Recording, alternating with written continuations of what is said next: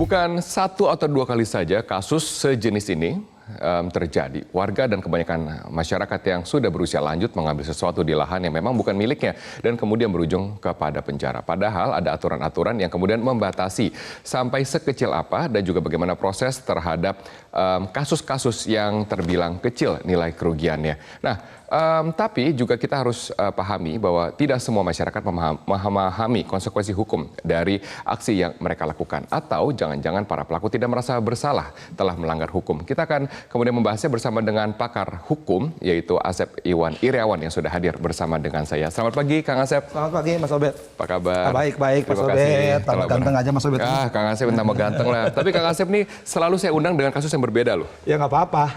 Iya nggak benar. Karena zaman hakim itu kasusnya beda-beda, ribuan kasusnya. Betul, Kang Asep adalah mantan hakim. Tapi kita harus samakan dulu persepsi di sini. Dengan kasus-kasus seperti kakek Samirin mencuri dengan kerugian Rp17.000, kemudian diproses hukum. Apakah ini adil? Ya, gini dulu ya. Kita punya Undang-Undang 45 ya, pasal 27. Orang wajib menghormati hukum dan depan itu hukum itu sama. Itu dulu. Jadi siapapun depan hukum sama. Mau anak muda, mau anak kecil ya, di desa, mau kakek-kakek sama.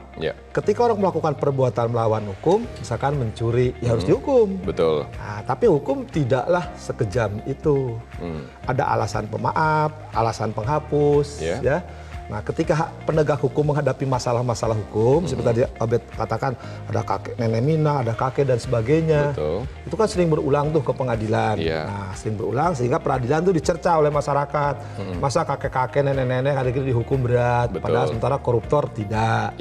Akhirnya Mahkamah Agung hasilnya keluar kebijakan.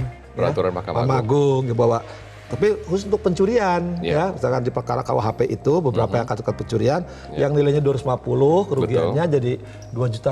Kalau di bawah itu jangan diproses gitu. Betul. Jadi 2,5 juta. 2,5 juta nilainya. Misalkan limit. Barang saya diambil mau bet. Nah tapi nilainya cuma di bawah 2,5 juta, lalu jangan diproses lah. Jangan diproses dengan mediasi atau jangan diproses? Ya, catanya dengan mediasi. Misalkan panggil kita runding lah, musyawarah, jadi mama kerapatan adat runding ya udah kembalikan ganti rugi. Kalau cuma untungnya 2.000 ya kembalikanlah 2.000. Nah, karena ada kearifan lokal juga, Bet. Betul. Misalkan lagi nih, misalkan di tempat-tempat tertentu orang itu ngambil barang, ya. Misalkan durian jatuh, rambutan jatuh, pohon mangga ke sebelah. Nah, biasanya mereka ngambil karena udah biasa di kampungnya itu memang mengambil udah biasa gitu. Oke, masalahnya bisa nggak diproses. Masalahnya seperti ini, peraturan Mahkamah Agung kan terbit tahun 2012. Betul. Nah, seharusnya setelah tahun 2012 hingga tahun 2019 itu berlaku. Ya lah, 2012 udah boleh dikatakan perkara-perkara Nek Mina itu boleh katakan nggak pernah ada lagi. Nah, tapi kan faktanya adalah ini kakek Samirin tahun 2019, Kang. Betul, di kakek Samirin ini saya mohon dengan segala hormat, kan kalau lihat kasusnya ini pencurian tah karet harusnya 362 menurut saya ya, kita bisa berbeda, kita hormati. Tapi kalau menggunakan pasal itu terkenal oleh peraturan Mahkamah Agung. Betul. Makanya mungkin sekali lagi penegak hukum menggunakan undang-undang perkebunan. Nah, undang-undang yang tidak termasuk dalam peraturan Mahkamah Agung di luar KUHP. Sehingga jaksa menuntut 10 bulan. Nah, hakim keluarlah jiwa wakil Tuhannya. Maka dia menghukum mempaskan. Jadi saya ingat, ini hakimnya umumnya ya. Kalau misalkan si pencuri ini, tanda petik ya, yang melakukan perbuatan melawan hukum lah, ya, udah di penjara dari kepolisian, dari kejaksaan, udah 2 bulan waktu sidang, misalnya dipasin, istilahnya bukan bebas, jadi dipasin. Kamu udah tahan berapa lama? 7 bulan ya, sudahlah 7 bulan hari ini keluar. Biasanya karena hakimnya, ya udahlah ini kasihan, kedua, yang penting kesalahannya dihukum, ya, cuman tidak diperpanjang. Oke, itu adalah yang Anda katakan ada berarti ketidaksepakatan hakim dalam melihat perma ini, betul ya? Ya, bukan hakim. Ini gini, karena hakim itu kan terima berkas dakwaan. Ya, berarti jaksa dari polisi kan? Menggunakan pasalnya pasal perkebunan. Oke, berarti. Tapi kalau pasal pencurian nggak akan mungkin naik ke pengadilan. Berarti penegak hukum polisinya kan kalau kasus ini? Iya, udah penegak hukumnya di awal kan polisi yang menetapkan pasal. Betul. Nah, tapi apakah Anda juga melihat hakim sebagai penuntut juga sudah mempunyai konsep yang sama? Karena gini Kang, kasus yang nanti akan saya tampilkan grafik ya. Ini terjadi di tahun 2015. Ini kalau tidak salah pencurian 34 tandan sawit di Sumatera Utara. Nah, problemnya seperti ini. Sudah kemudian hakim sudah melihat bahwa ini masuk dalam kasus yang perma itu, ya. Jadi 3 bulan kalau tidak salah ya, maksimal. Tapi kemudian jaksa banding lagi, tidak terima dengan pertimbangan hakim. Ya, makanya kan sejak Mahkamah Agung dari kasus Nenek Minah itu yang paling gampang ya, keluar perma itu harusnya semua taat pada aturan itu. Karena Mahkamah Agung diberi kewenangan oleh Undang-Undang Mahkamah Agung pasal 79 ya, jikalau ini menggunakan peninggalan-peninggalan Belanda yang nilainya sangat kecil, 250, Betul. berapa perkara yang masuk? Misalnya paling gampang lah, orang nyuri-nyuri cendal di masjid, itu nilainya kan kecil. Kalau perkara kan gini, ini maaf sekali, ini pengalaman saya. Kalau perkara itu naik ke pengadilan, belum ngetik, belum ngertas, belum waktu. Malah tekor.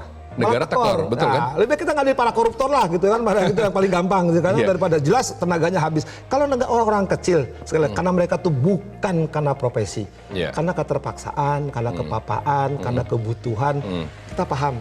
Tapi juga jarang. Tapi ya mas, sekali lagi orang harus dihukum. Tapi hakim kan punya kebijakan. Saya kira penegak hukum juga seharusnya. Kalau di peradilan anak pun dikenal semacam tadi lembaga mediasi, mereka diselesaikan. Udahlah kalau pernah diambil segini udah ganti. Atau kalau udah maafkan lain kali bapak nggak usah ngambil lagi. Berarti masalahnya mereka juga tidak sadar hukum, tidak mawas hukum. Bukan. Masyarakat juga tadi kan di depan hukum sama. Ya. Tapi sekali lagi kalau masyarakat melakukan pencurian dan kawan-kawan yang di KUHP yang telah dinyatakan itu, kalau nilainya di bawah 2,5 juta setelah tahun 2012, harusnya tidak bisa diproses. Nah, tapi faktanya ada yang diproses kan? Betul. Satu, apakah penegak hukumnya tahu atau tidak tahu, saya nggak tahu. Tapi kalau saya perhatikan lagi ada putusan-putusan tidak menggunakan KUHP. Ada pesisir, kemudian pengelolaan lingkungan hidup. Nah, karena Mahkamah Agung 2012 itu berlakunya hanya yang di kelompoknya rejim KUHP, sedangkan penegak hukum lain menggunakan di luar KUHP, maka nggak berlaku walaupun nilainya di bawah 2,5 juta. Berarti masalahnya permanya tidak lengkap atau penegak hukumnya yang tidak kemudian kooperatif dengan aturan yang ada. Tepat. Satu, harusnya kemudian Mahkamah Agung itu ngaturnya sepertinya ajukan ke presiden lah jadi perpu setingkat undang-undang. Pokoknya nilai pencurian yang di bawah 2,5 juta supaya dimediasi, tidak usah diselesaikan ke pengadilan. Kalau di perkara perdata itu gugatan sederhana apapun undang-undangnya yang nilainya misalkan tadi merusak lingkungan, merusak apa, tapi di bawah 2,5 juta, misalkan petani itu bikin apa limbah misalkan, tapi jarang kan, di bawah 2 juta nggak usah diproses lah. Apalagi misalkan dia karena bukan profesi tapi karena kearifan lokal. Nah itu juga harus diproses. Satu itu benar-benar ketidakkelengkapan peraturan undang. Kedua, seharusnya penegak hukum itu kan, hukum itu tidak hanya bicara kepastian, ada keadilan, ada kemanfaatan. Nah kalau bicara kepastian, memang orang itu harus dihukum. Tapi kah bermanfaatkah?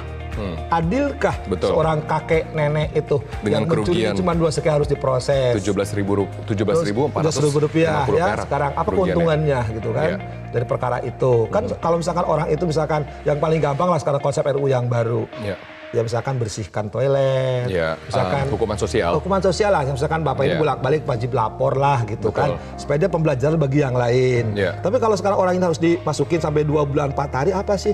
Toh negara juga kasih makan, dia juga meninggalkan keluarganya, dan juga menggaji dari proses mereka-mereka yang dalam proses persidangan. Dari polisi, jaksa, hakim, apapun dibiayai negara ya, itu harus ngetik, harus kertas, harus keluar tenaga lah. Yang nilai-nilai kecil saya pikir ya kita harus punya kearifan lah sekarang. Sekali lagi depan hukum harus diproses, tapi yang saya setuju dengan Mahkamah Agung, yang nilainya di bawah 2,5 juta, seluruh perkara tuh jangan diproses lah. Gitu. Tapi gini ya, Komisi Yudisial bisa tidak bertindak dalam kasus ini? Komisi Yudisial itu hanya perilaku behavior. Jadi misalkan saya hakim, kerjaan saya mabok, gangguin mahasiswi, misalnya, supaya jadi hakim ngajar, tapi mahasiswi saya digangguin, nah itu bisa dilaporin ke Komisi Yudisial. Berarti kalau putusan harus melalui proses yang ada. Upaya hukum, misalnya kalau orang tidak puas dari putusan, kenapa nenek-nenek dihukum, padahal harusnya misalkan dia bukan kategori perkebunan, tapi pencurian misalkan. Silakan upaya hukum, tapi ada kan masalahnya banding, ada kasasi. Masyarakat kecil itu kan tidak punya biaya. Nah gini, tidak punya akses. Gini, satu, berat kalau untuk banding. Ada ajas hukum. Ketika undang-undang diundangkan, dianggap orang tahu siapapun tadi, tidak kenal usia, tidak kenal suku, agama, ras dan apapun namanya. Kedua, kalau orang kecil sudah bisa. Seluruh lopom-lopom itu advokat sekelas yang ya terkenal suka tinggi itu punya hak kewajiban untuk pro bono.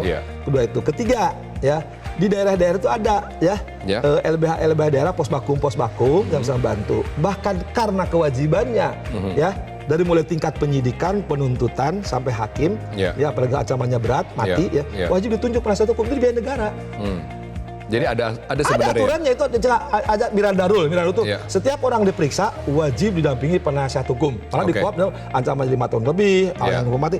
Penegak hukum harus ditunjuk kok. Sekarang gini, ada juga kasus yang menarik, Kang Asep, di Medan, Sumatera Utara. Ada seorang yang merasa dihutangi, kemudian tidak bisa menagih hutang, kemudian mengekspos di media sosial. Nah, malah yang mengekspos di media sosial dengan ada bukti-bukti misalnya transfer apa segala macam, malah dia diproses atas pencemaran nama baik.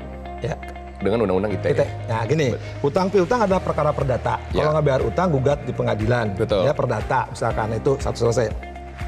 Kalau nggak bayar, ya jangan teriak-teriak di media. Kalau cuma diteriak media, lu punya utang, lu bayar. Kebetulan memang dia punya utang, nggak bayar.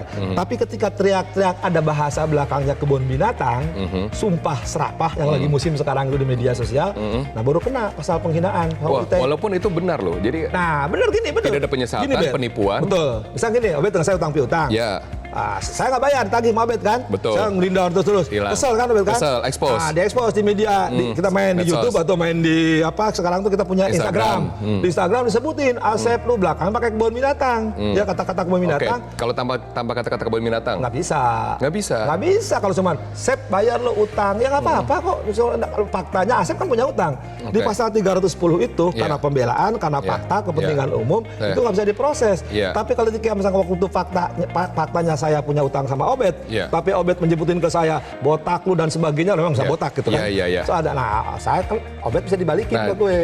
Sekarang taruhlah tidak ada kata-kata binatang, tapi kemudian dimasukkan dalam pasal pencemaran nama baik dengan undang-undang ITE karena utang piutangnya antara suami si ibu, bukan antara dia dengan si ibu. Nah itu bisa nggak? Nah gini, pasal penghinaan ya 310 maupun di undang-undang ITE, pertama di depan umum. Kedua, yang lebih penting ya. Sekali lagi, yang lebih penting bukan dilaporkan, pengaduan harus ngadu.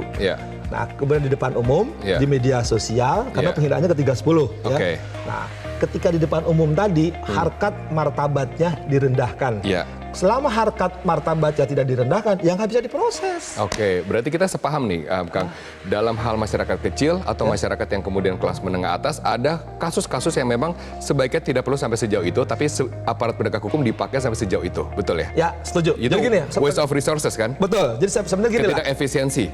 Iya, ngapain memproses orang sekali lagi walaupun perbuatan melawan hukum, tidak harus mau diproses. Ketika bisa diselesaikan secara kearifan lokal, misalkan kan yang Mahkamah Agung sudah punya kebijakan nilainya di bawah 2,5 juta, ya di antara kita setuju berlaku untuk semua. Nah kemudian juga kita utang piutang terus buat tidak perlu sampai sejauh gitu kan? Karena itu kemudian resource sumber daya negara juga terpakai kan, manusia maupun juga waktu maupun juga uang. Ngapain ngurusin gitu? Tahanan apa LP penuh yang gituan. Kalau lu koruptor nggak apa-apa. Terima kasih Kang Asep. Sama-sama Bet. Selalu senang punya Kang Asep di sini. Sama-sama Bet. Terima kasih. Kami akan segera kembali dengan beragam informasi menarik untuk Anda dalam Selamat Pagi Indonesia.